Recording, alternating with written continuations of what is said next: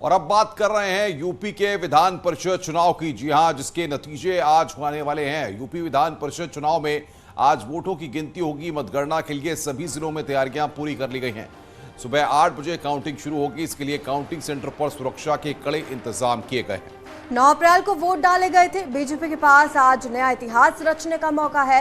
BJP अगर ज्यादा सीटों पर जीतती है तो 40 साल बाद ऐसा होगा जब सत्ताधारी दल के पास दोनों सदनों में बहुमत होगा। आपको बता दें, विधान परिषद के लिए कुल 36 सीटों पर चुनाव था, लेकिन इनमें से 9 सीटों पर बीजेपी उम्मीदवार पहले ही निर्विरोध चुने जा चुके हैं।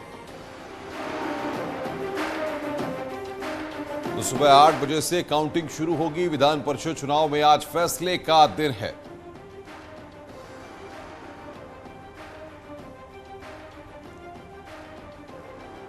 और बातचीत करने के लिए इस वक्त हमारे साथ आजमगढ़ से अभिषेक हमारे संवाददाता जुड़ रहे हैं।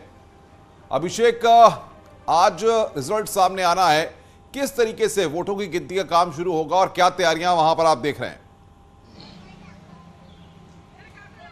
निश्चित तौर पे अनुपम, आपको बताना चाहेंगे आजमगढ़ में आज एमएलसी चुनाव का गिनती होना है, जिसको लेकर जिला प्रशासन पूरी तैयारी कर ली है। अब से कुछ देर में बेलैसा स्थित एफसीआई गोदाम में गिनती शुरू होगी। आपको बताना चाहेंगे आजमगढ़ के इतिहास में पहली बार ऐसा होने जा रहा है जहां अपने ही गढ़ में समाजवादी पार्टी रेस से पूरी तरीके से बाहर दिखाई दे रही है।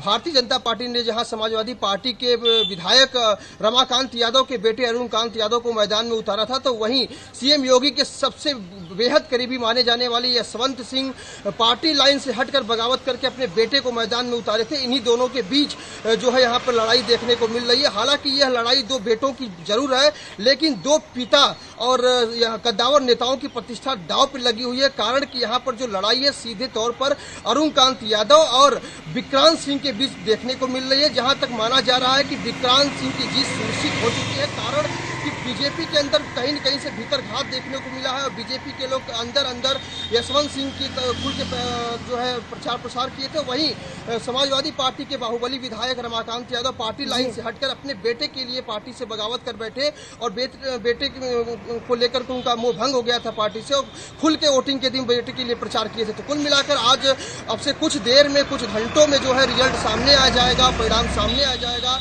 और ये परिणाम कहीं न कहीं दो पिता के राजनीतिक भविष्य से भी जुड़ा हुआ है। अगर अरुण कांत यादव को चुनाव शिकस्त झेलनी पड़ती है तो उनके पिता की राजनीतिक भविष्य खतरे में पड़ जाएगी। कारण कि वो पार्टी लाइन से हटकर बीजेपी का साथ दिए थे, और अगर विक्रांत सिंह को हार झेलनी पड़ती है तो यशवंत सिंह की राजनीतिक करियर खत्म हो जाएगी। कारण कि वो उन्हें भारतीय जनता पार्टी ने 6 साल के लिए निष्कासित कर दिया। तो कुल मिला के अब से कुछ देर में रिजल्ट आने वाला है और ये घोषित कर देगा कि जीत का सेहरा किसके सिर बनने वाला है। शुक्रिया आपका इस तमाम जानकारी के लिए। तो कुछ ही देर में रिजल्ट आ जाएगा। बढ़ते अपनी अगली खबर की ओर। प्रयागराज में भूमाफिया और अवैध अतिक्रमण के खिलाफ पीडीए का एक्शन लगातार जारी है। इसी क्रम में पीडीए ने कालिंदीपुरम आवास योजना के वृंदावन सेक्टर में अवैध कब्जा करने वालों के खिलाफ बुलडोजर चलाया और लगभग 5 बीघा जमीन अवैध कब्जे से मुक्त कराई। इसकी कीमत करीब 30 करोड़ बताई जा रही है। पीडीए ने चेतावनी दी है कि अगर किसी ने अथॉरिटी की जमीन पर अवैध कब्जा किया तो तुरंत खाली कर दें, वरना कानूनी कार्रवाई की जाएगी और जुर्माना भी वसूला जाएगा।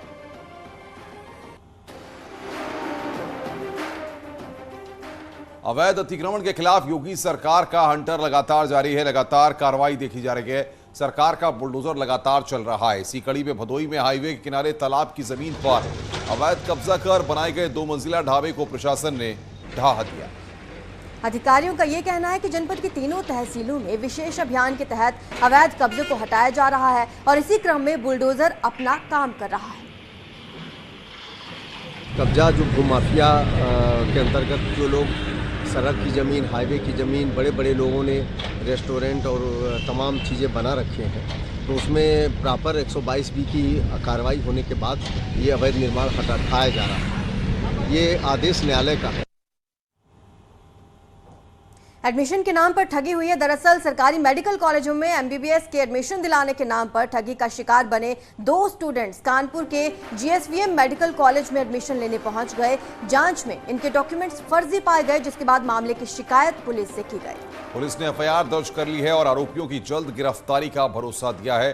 इससे पहले भी एक छात्रा फर्जी अलॉटमेंट लेटर लेकर मेडिकल कॉलेज पहुंची थी। 3 ऐसे ही मामले सामने आने के बाद मेडिकल कॉलेज प्रशासन में हड़कंप मचा हुआ है। बताया जा रहा है कि गाजियाबाद से नेटवर्क चलाया जा रहा है और ये लोग नीट का पेपर देने वाले स्टूडेंट्स को टारगेट कर रहे हैं। ऐसा लगता है कुछ ठगों का गैंग पूरे हमारे देश भर में सक्रिय है और भोले भाले लोगों को मूर्ख बना करके उनसे पैसे लूट रहा है। इस बात को विशेष तौर से ध्यान दें, बिना कागजी कार्रवाई के, बिना काउंसलिंग में पार्टिसिपेट के कहीं एडमिशन्स नहीं होते हैं। दूसरी बात कि जितना भी इन्होंने जो पैसा, कहीं भी किसी भी गवर्नमेंट सेटअप में जो पैसा कैश नहीं लिया जाता, कोई आपसे पैसा कैश ले रहा है उसके फीस के नाम पे, तो आपके साथ में फर्जीवाड़ा कर रहा है, क्योंकि हर किसी की रसीद होती है, हर किसी को बैंक में जमा करना होता, तभी होता। हाँ बिल्कुल, कोई गैंग तो होगा ही। जो एक इसमें एक देखने वाली चीज़ है कि जो भी कैंडिडेट आ रहा है वो एक ही तरीके की बात बता रहा है ना। एक किसी के अग्रवाल का नाम ले रहा है और बताता है कि उसका एक हाथ जो है कांपता है, और दिल्ली के गाजियाबाद में की कोई जगह वैशाली करके बता रहे हैं कि वहाँ से सभी ने पैसा जो है वहीं दिया हुआ है। ये रैकेट आप लगता है कि काफ़ी बड़ा है और इसको पूरी तरह से परीक्षण इसका किया जा रहा है, इसको एग्जामिन किया जा रहा है और हमारी मंशा है कि हम इस रैकेट से जुड़े जितने भी लोग हैं वो कानपुर में या प्रदेश के अन्य स्थानों पे या देश के अन्य स्थानों पे हम उनको एक्सपोज कर सकें और हम उनको न्याय के कानून की विधि के सामने ला सकें। और अब बात कर रहे हैं भारतीय जनता पार्टी की, जिसके प्रदेश संगठन में बदलाव देखने को मिल सकता है, जिसको लेकर लगातार मंथन का दौर जारी है। अलग अलग पदों के लिए नामों का पैनल तैयार किया जा रहा है और इस बीच से सीएम योगी, डिप्टी सीएम केशव प्रसाद मौर्य और ब्रजेश पाठक भी दिल्ली में हैं।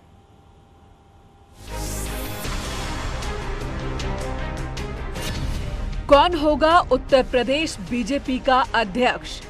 यूं तो ये सवाल मौजूदा प्रदेश अध्यक्ष स्वतंत्र देव सिंह के मंत्री के रूप में शपथ ग्रहण के बाद ही उठना शुरू हो गया था और आज जब सीएम योगी, उप मुख्यमंत्री केशव प्रसाद मौर्य, संगठन महामंत्री सुनील बंसल दिल्ली पहुंचे तो चर्चा एक बार फिर तेज हो गई है।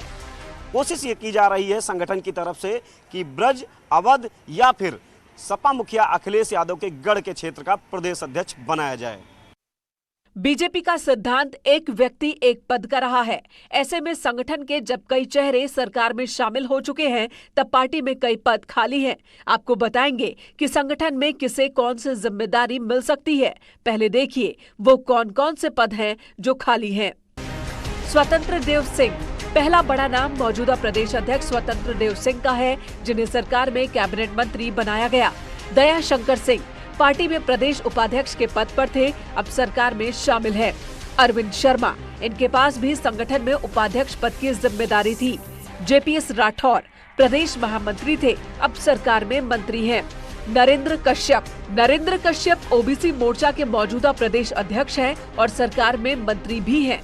दानिश आजाद अल्पसंख्यक मोर्चा के प्रदेश महामंत्री हैं और सरकार में भी मंत्री बनाए गए हैं। जानकारी के मुताबिक 3 प्रदेश उपाध्यक्ष, 4 प्रदेश महामंत्री, ओबीसी मोर्चा प्रदेश अध्यक्ष समेत 1 दर्जन पद संगठन में खाली हैं। लेकिन सबसे ज्यादा चर्चा प्रदेश अध्यक्ष को लेकर है कि आखिर उत्तर प्रदेश में पार्टी की कमान किसे मिलेगी। प्रदेश अध्यक्ष की रेस में कई नाम चर्चाओं में हैं। पहला नाम अनूप गुप्ता का है, जो कि खीरी से निर्विरोध एमएलसी चुने गए। इसके अलावा वो पिछड़ा वर्ग से आते हैं। कन्नौज से सांसद सुब्रत पाठक का नाम भी चर्चा में है। तीसरा नाम अलीगढ़ से सांसद सतीश गौतम का है। चौथा नाम पूर्व मंत्री श्रीकांत शर्मा का है, जो कि बीजेपी का युवा चेहरा है और पश्चिमी उत्तर प्रदेश से आते हैं। इसके अलावा गौतम बुद्ध नगर से सांसद महेश शर्मा, अश्विनी त्यागी का नाम भी चर्चा में है। हालांकि माना यही जा रहा है कि बीजेपी ओबीसी वर्ग से आने वाले किसी नेता को पार्टी की कमान सौंपेगी और इस रेस में अनूप गुप्ता सबसे आगे माने जा रहे हैं। अनूप गुप्ता चुनाव में पीएम मोदी की वर्चुअल रैलियों का प्रबंधन भी देख चुके हैं। Bureau report, news 18। इससे पहले कल सीएम योगी दिल्ली पहुंचे और उन्होंने राष्ट्रपति रामनाथ कोविंद और प्रधानमंत्री मोदी से मुलाकात की। उनके साथ दोनों डिप्टी सीएम केशव प्रसाद मौर्य और ब्रजेश भी थे।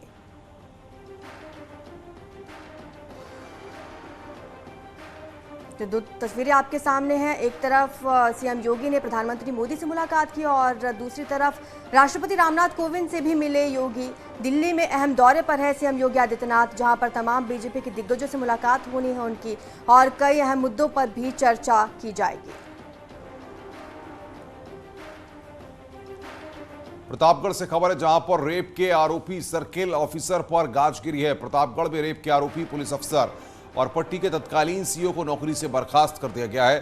सीएम योगी के आदेश पर नवनीत नायक के खिलाफ ये कार्रवाई की गई है। पीड़ित की शिकायत के बाद उनके ऊपर मुकदमा दर्ज हुआ था। कोतवाली में पुलिस उपाधीक्षक सीओ नवनीत नायक के खिलाफ दुष्कर्म का मुकदमा दर्ज किया गया था। मध्य प्रदेश की एक महिला ने सीओ पर शारीरिक संबंध बनाने के बाद शादी से इनकार करने का आरोप लगाया था। इसी आरोप के चलते पिछले दिनों नवनीत नायक को सस्पेंड किया गया था और अब बर्खास्तगी की कार्रवाई की गई।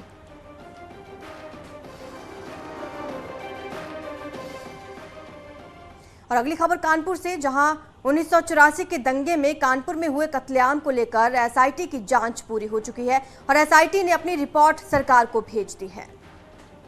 अब शासन से हरी झंडी मिलते ही दोषियों पर कार्रवाई करते ही उनकी गिरफ्तारी की जाएगी। एसआईटी की टीम ने 63 आरोपी बनाए हैं जो कानपुर के दंगे के दौरान हुई हत्याओं में शामिल थे।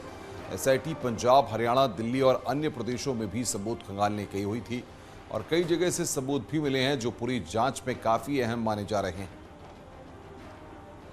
वर्ष 2019 में उत्तर प्रदेश सरकार द्वारा सन 1984 में श्रीमती इंदिरा गांधी की हत्या के बाद कानपुर नगर में हुए सिखों के विरुद्ध दंगों की जांच के लिए एसआईटी का गठन किया गया था और अब तक की विवेचना से 11 केसों का अनावरण हो चुका है, जिसमें 63 अभियुक्त जो है प्रकाश में आ गए हैं और जिनकी विवेचनात्मक कार्रवाई अंतिम चरण में है।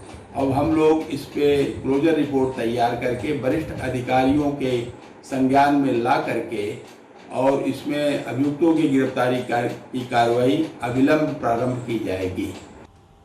खबर कानपुर से है, जहां पर बिकरू कांड के आपको बता दें कि आरोपियों पर लगातार जिस तरीके से एक्शन देखने को मिला है, ऐसे में बिकरू कांड में 8 पुलिसकर्मियों की हत्या के 22 आरोपियों की संपत्ति कुर्क होगी। विकास दुबे गैंग के 32 गुर्गों पर गैंगस्टर एक्ट लगाया गया है। गैंग के लोगों की संपत्ति जल्द सीज होगी।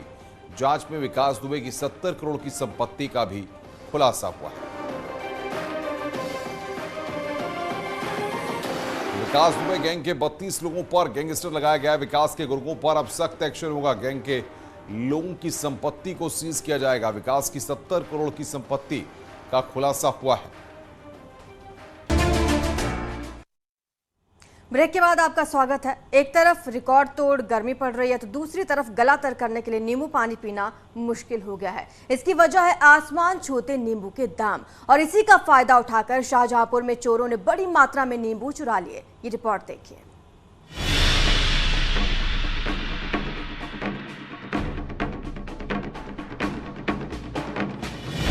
नींबू, जिसे खरीदना तो दूर, जिसका नाम लेते हुए भी आजकल आदमी 2 बार सोचता है। बाजार जाता है, नींबू देखता है, खरीदने का मन भी करता है, लेकिन मन महसूस कर रह जाता है। करें भी तो क्या, कुछ इस कदर आजकल नींबू के दाम जो आसमान छू रहे हैं। यही नहीं, नींबू खरीदने पहुंच रहे लोगों का कहना है कि इन दिनों इसे खट्टा सोना कहा जाए तो अतिशयोक्ति नहीं होगी। लेकिन 250 से 300 रुपए किलो बिक रहा नींबू अब चोरी होने लगा है। जी हाँ, आपने सही सुना, नींबू पर अब चोर हाथ साफ करने लगे हैं। ऐसा ही हैरान कर देने वाला मामला शाहजहांपुर के तिलहर में सामने आया है, जहां सब्जी विक्रेता के गोदाम से चोर 60 किलो नींबू के साथ 10 किलो लहसुन, 40 किलो प्याज और कांटा बाट लेकर फरार हो गए। चोरी हुए नींबू की कीमत लगभग 12,000 रुपए बताई जा रही है। जब मैं सुबह यहाँ मंदिर से माल लेके तो देखा कि ताला टूटा हुआ, पूरा अंदर देखा मैंने तो वहाँ ऐसे नींबू रखे हुए थे, 50-60 किलो में होते सब भुगाए थे। प्याज लहसुन था, भुगाया था, तराजूगार था, LED बल्ब रखे हुए थे जलाने वाले, बहुत। क्या लगता है आपको? क्या लगता है क्या किसी का हाथ होगा, यही जो जाल नालीदार बंदा उसके ऊपर होगा, यहाँ माल रखा जाता है। हालांकि अभी तक पीड़ित ने पुलिस को तहरीर नहीं दी है, लेकिन जिस तरह इलाके में नींबू की चोरी हुई है वो चर्चा का विषय बना हुआ है। लेकिन बेचारा विक्रेता इस चोरी से सकते में है और उसे समझ नहीं आ रहा कि आखिर वो क्या करे। एक तरफ नींबू के दाम आसमान छू रहे हैं और दूसरी तरफ चोरों की नजर अब नींबू पर टिकी हुई है। सवाल यही है, क्या अब नींबू रखने के लिए घर में तिजोरी खाली करनी पड़ेगी या फिर बैंक में लॉकर लेना पड़ेगा? न्यूज 18 के लिए शाहजहांपुर से दीप श्रीवास्तव की रिपोर्ट। तो इस बुलेटिन में फिलहाल इतना ही। खबरों का सिलसिला लगातार जारी है।